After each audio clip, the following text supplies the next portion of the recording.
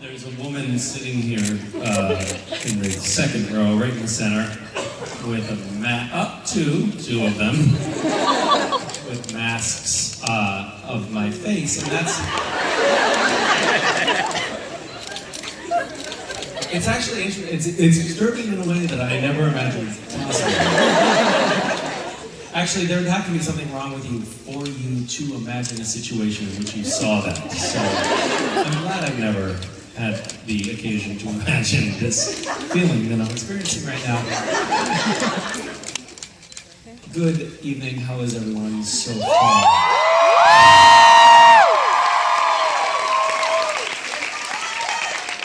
Oh my goodness. You do too?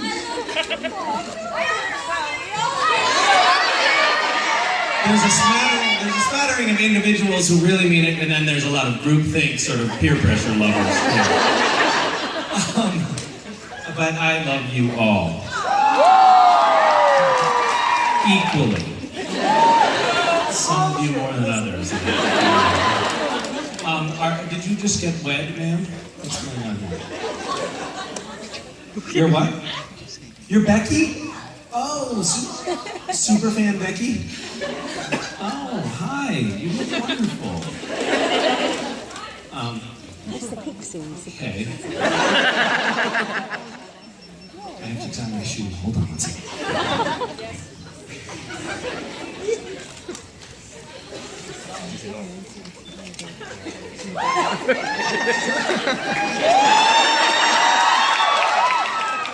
It's the opposite of stripping. Which everyone wants to see me do. Okay.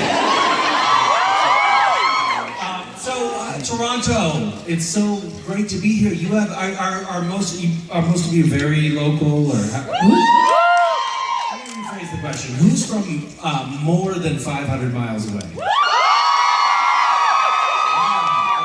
Although in Canada 500 miles is kind of nothing. Who's from more than 1,000 miles away?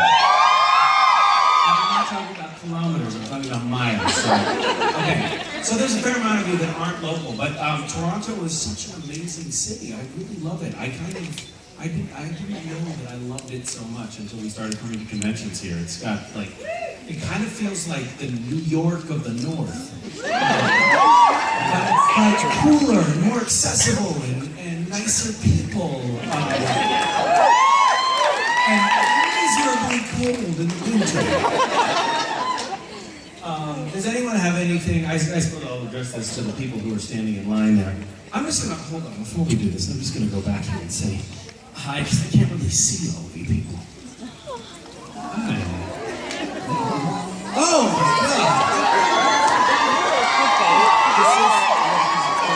God! You're so amazing. What's it like when you're sitting back in the... Hi. No, because that would start a whole problem. Hi. Okay, so I guess you guys are mostly just, are you watching the screen or the person? You're watching the person? You can see well enough, you think, from here?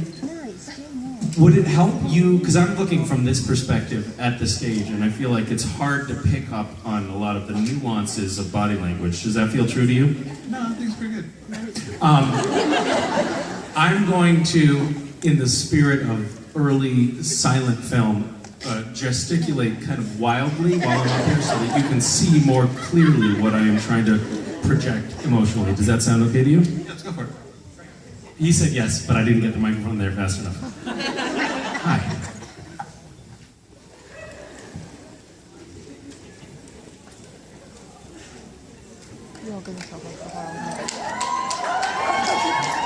Hi, Josh. How are you? How long have you been coming to Supernatural conventions? 6, 7 years. 7 years. So the first time you came, would it be fair to say that you were 7 years old? Roundabout, yes. And how has your perspective on the show changed in the last 7 years? I got no clue. No change. That means that the show kind of has a certain indelible staying power, I think, doesn't it? You and I have been taking photos together for a long time. Yes. He was so fucking cute. As a little boy, oh my God. Can you just stand up for a second? Like, we took pictures when you were on my shoulders and so tiny. It's so amazing. I can't, it's like you've grown. I'm gonna hug you, is that okay? I literally watched you grow up. That's so amazing. Well, good to see you again, young man. Please bring your wife next time. Hi guys, hi. Ow! Make it like a man. Okay. All right, enough of that.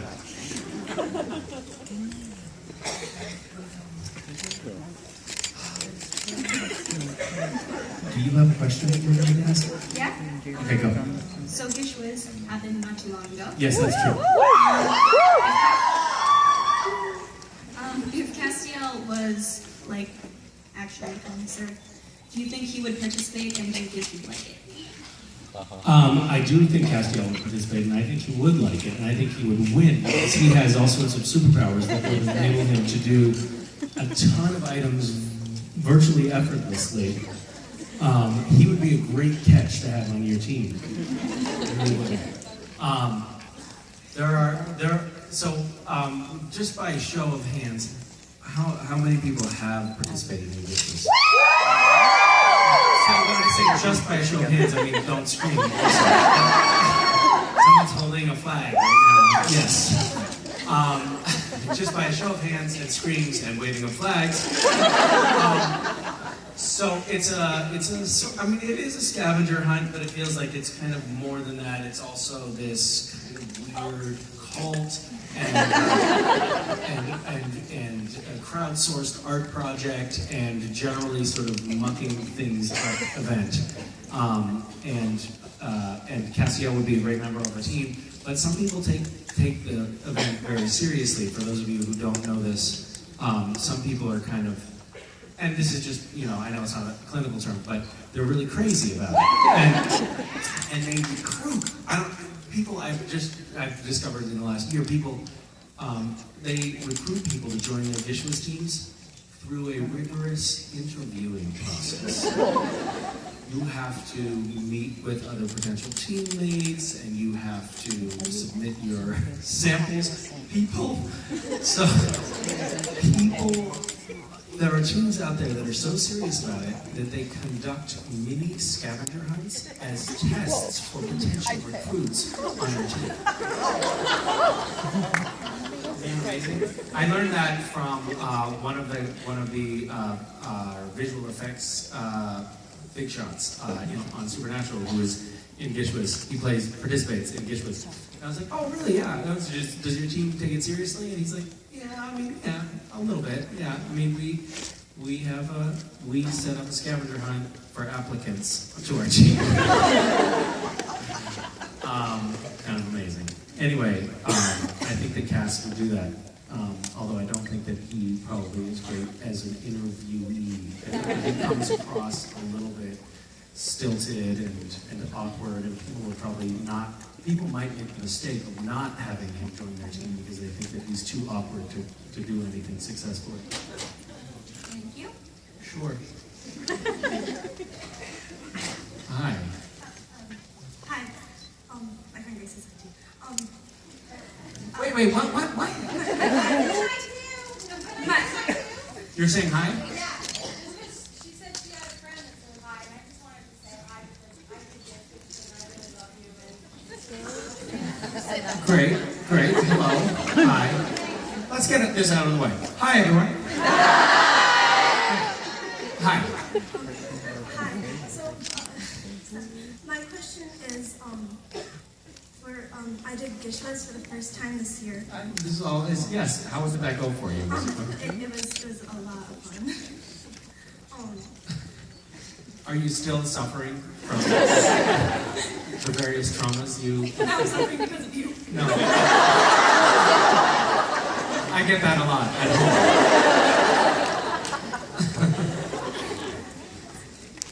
My question, At least you're not yelling at me, which is nice. my, Yeah. my question is, what was the craziest or most creative, you'll never forget experience in Giftas this year? This year? Oh God, I don't know. I wouldn't even want to try to single one thing out.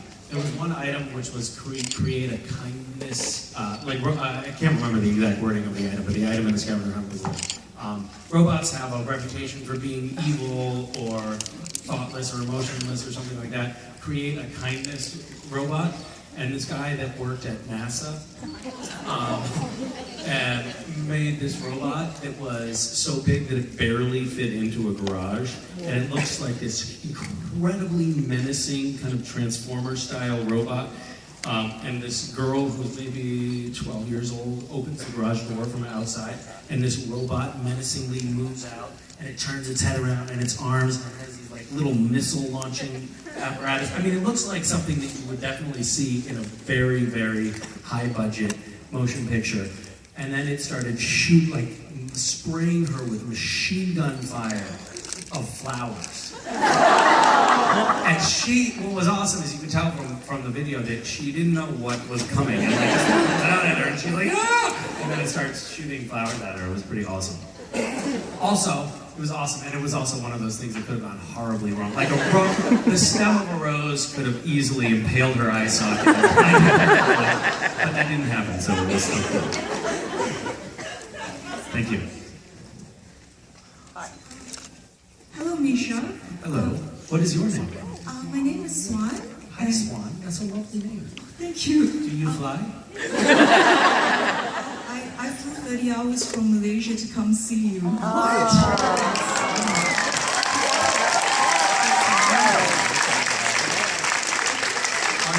Are there a lot of fans of Supernatural in Malaysia? Yes, Really? very many of them, and they couldn't join me today, sadly. No. So It's such a shame. It would be so lovely to have the entire nation of Malaysia.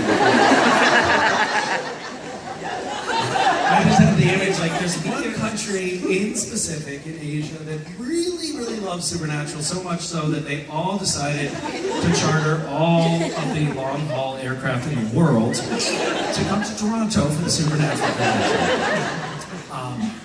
Well, please tell everyone back in Malaysia that we said hi. Yes. certainly will do. I wanted to thank you for being such an angelic inspiration to the whole world with your acts of kindness and charity. And also thank you so much for sharing your amazing talent and beauty with the world.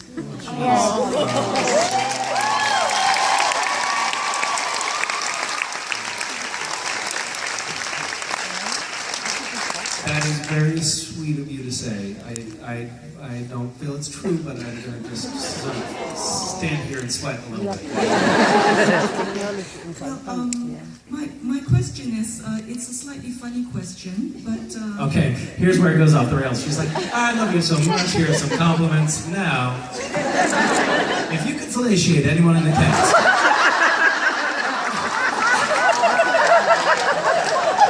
Where are we going with this? It's not that naughty.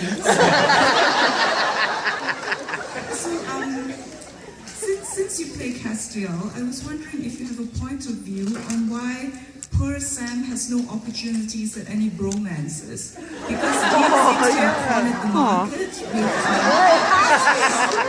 Benny as well as Crowley. That's interesting. Maybe because he's so tall, men find him intimidating. He's not as good a cuddler.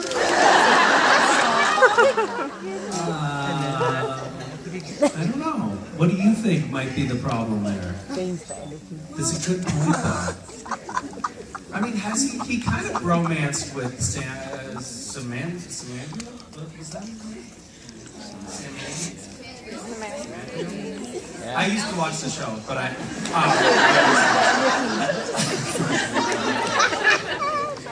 that that was kind of a romance. I mean, not really. He was, you know. Into it. Yeah, make a joke. There are people under the age of 40 here. I think. Yeah, what are your thoughts on the matter? I actually think that height differences can be overcome with imagination. Or It's true. Or apple boxes. On set, I sometimes use what's called an apple box, which is a little thing. It's basically a wooden box that you can stand on, and it makes you feel taller.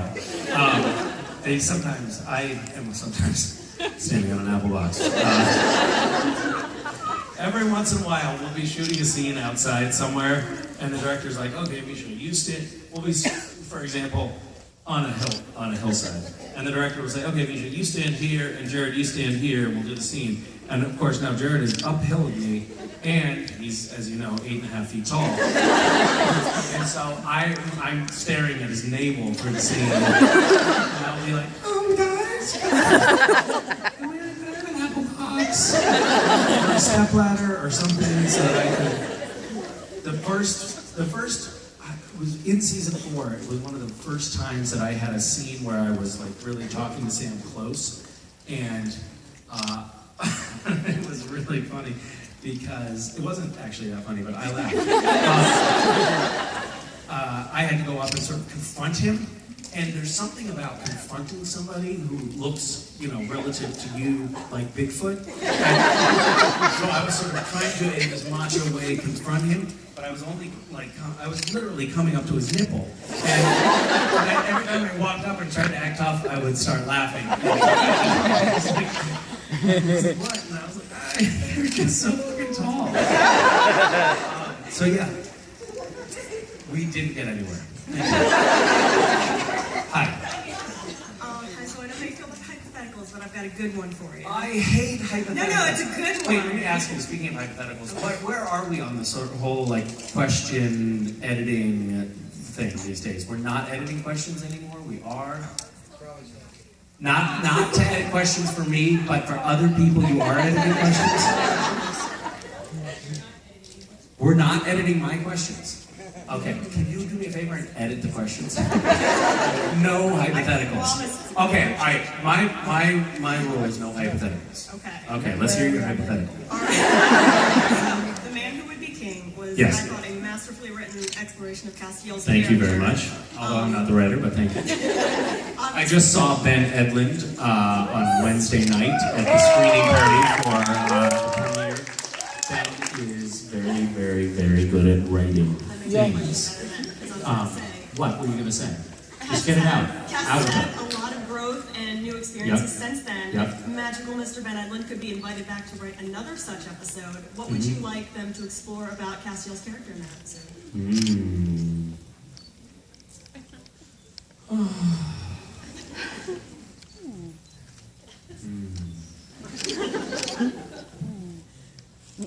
I don't know. I mean, if I knew the answer to that question, I think that I would be a well-paid writer on the staff of Sword. There was something about what Ben would write that was magical, because it took something completely unexpected. He would take the show in completely unexpected directions, but just make you completely ensconced in the story. You really wanted to know what was happening, and you bought into all of the characters, and you cared. Particularly in situations that were completely absurd, you know. Like Ben, for those of you who don't know, he's the one that wrote that episode. And I cannot believe I'm forgetting the name of the episode, which is The French Mistake. And so he wrote The French Mistake, which was this episode where the fourth wall was broken, and we were in another dimension where Sam and Dean were the actors, Jared and Jensen, playing the characters of Sam and Dean in a show called Supernatural. It was, I probably don't have to recount it for you if you're here. You probably know it. But that was an amazing episode, and in the hands of a less capable writer, I think that probably would have been what they call in the business a fiasco. but it was awesome. So anyway, all I'm saying is that I miss them.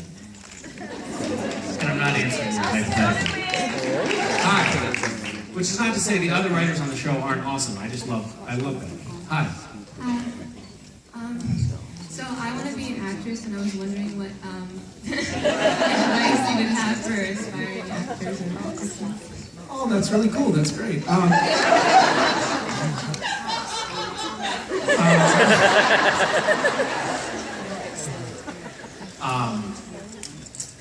Okay, I have two pieces of advice for you. One is obviously quit. And the other piece of advice is don't give up.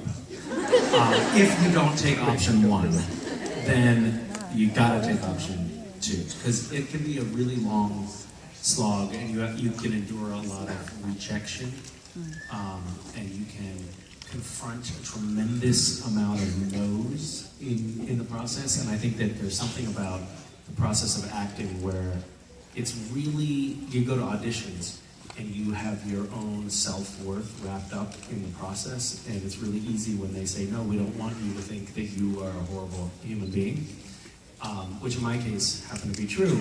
But I think that you have to have a paradigm shift on that, and you have to love the process and not care what the outcome is. And not only that, approach the entire process with verve and tenacity and doggedness and relentlessness, and not give up. And you have to, I think, face no's as a challenge or a dare. Like when someone says no, you have to be like, oh yeah?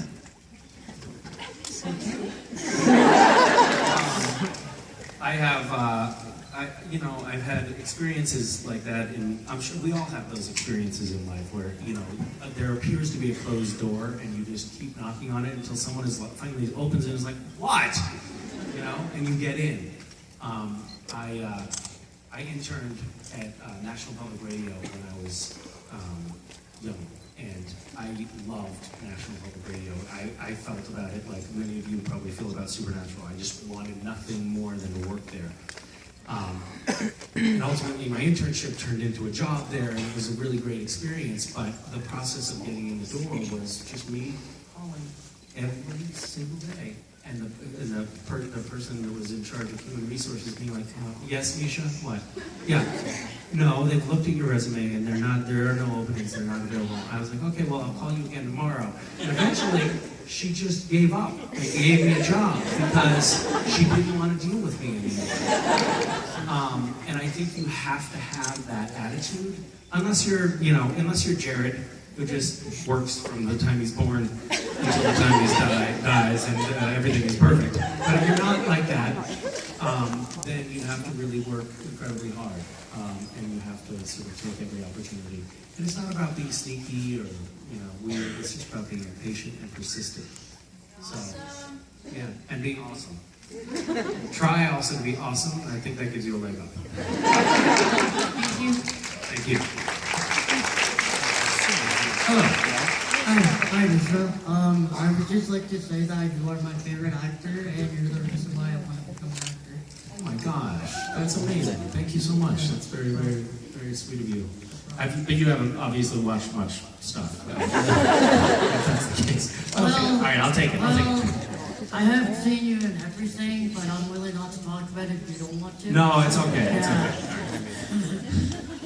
And my question is, what do you think Cass will be like when he finally meets his father, God, in season 11? It seems like you've seen scripts that I haven't seen. Or are you trying to trick me? Like, well, with Cass, I can tell you, when in episode 13, when he meets God, I think that gosh, that's a great question, and one that I haven't really thought about. I haven't yet seen that episode that you have read. But I think that when Cass meets God, my guess is that he's going to be pretty pissed. I would be curious to see how that gets written otherwise, but my guess is that he might be pretty pissed, and he might haul off and whack him. Yeah, if that was my father, I would do the same. Yeah. Do you ever hit your parents? Have I ever hit them? Yeah. I have dreams. A boy can dream. All right. Thank you. Thank you so much. Hi.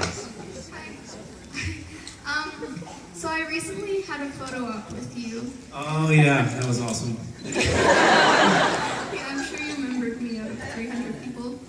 Yeah. And immediately after, I began bawling my eyes out. Sorry, I left my deodorant. I feel terrible about that. I was trying to keep my arms down. It was only because I idolize you so much, and like, I've been waiting for this moment for so long. Finally, see you.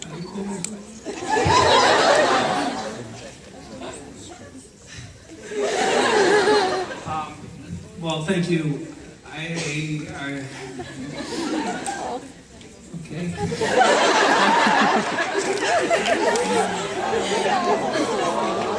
Okay, all right. Thank you. Yes. Okay. So I was wondering, how do you stay so humble when all of these people... The whole humble thing is a total act. I practice that in the mirror. I practice being humble in the mirror. I'm like, all right, you stud.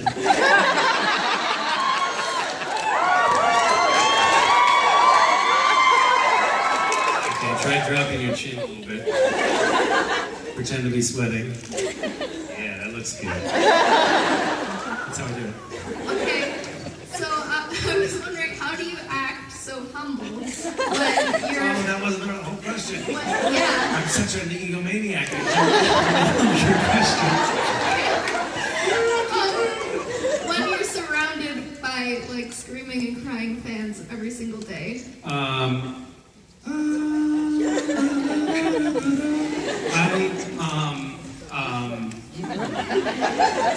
It is an interesting situation to find oneself in, just for your information. Like for me to be up here talking to you and for you to be wasting your time listening to me is very strange for me to process. I'm accepting that that's happening, and I'm rolling with it. But I think I kind of rationalize it. I was also old, by the way, that helps. I was old when I got on the show and became a part of this phenomenon. So I was a fully formed, completely insecure and self-conscious person by the time that happened.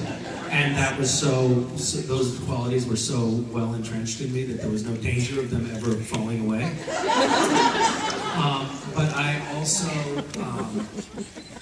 kind of intellectually rationalized the thing. I feel like I am a part of a phenomenon. There's a show that resonates with people. There's a cast that collectively resonates with people. There is an interplay between the fans and us that is new and unique, and it's kind of a playground that we're all exploring that is mutually gratifying. But there's all of these sort of ingredients, these almost, ingredients of a witch's brew that come together to make something kind of magical that is causing this phenomenon to happen where people scream or cry after they take a picture with me.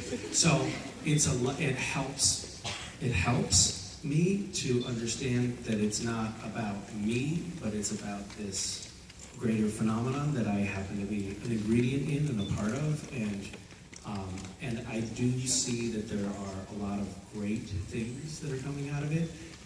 One is, we have the capacity to engage in some charitable activity that is, I can see like very tangible impact from. Two, I get to see that there are these creative enterprises that we collectively embark on that are also really richly rewarding for myself and for a lot of people, like Dishwiz and like the show, and like these conventions. I mean, we have music and we have a banter and a conversation that I think is kind of unique. And I have a career out of it. Like, there's all these great things that are coming from this. So I feel on the whole good about it, and I also feel not responsible for it, and so that helps.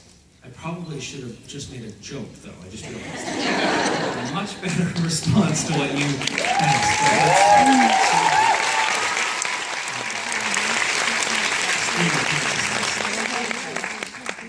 We love you, Misha! So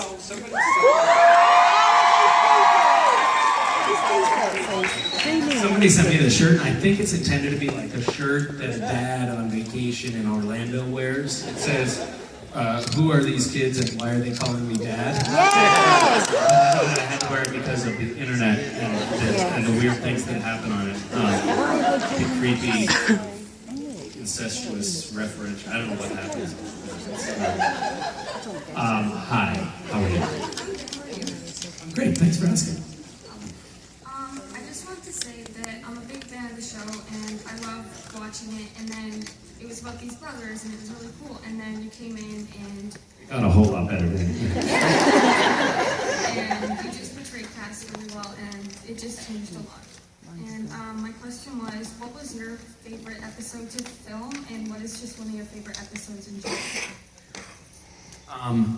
I think the French Mistake was both of those for me.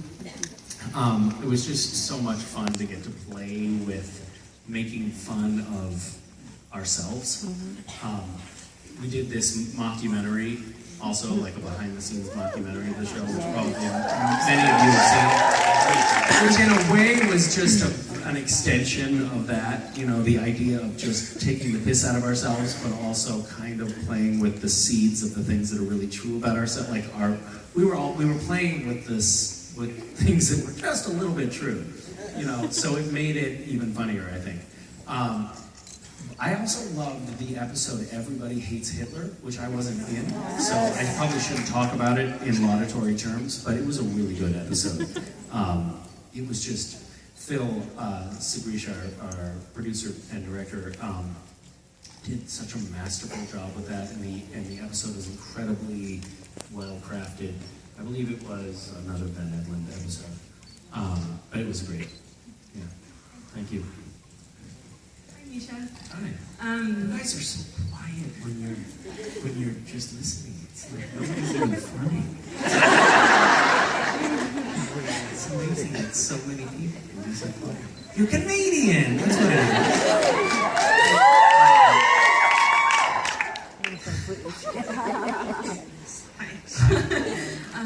I'm sorry about that rude outburst from these guys. She's trying to talk. So, like, as a human being, you're, like, really inspirational, and you do so many good things, and you're just, it's crazy, like, how much you do, and I know for me specifically, you've helped me through a lot just by, like, watching you speak and the things that you do for the world.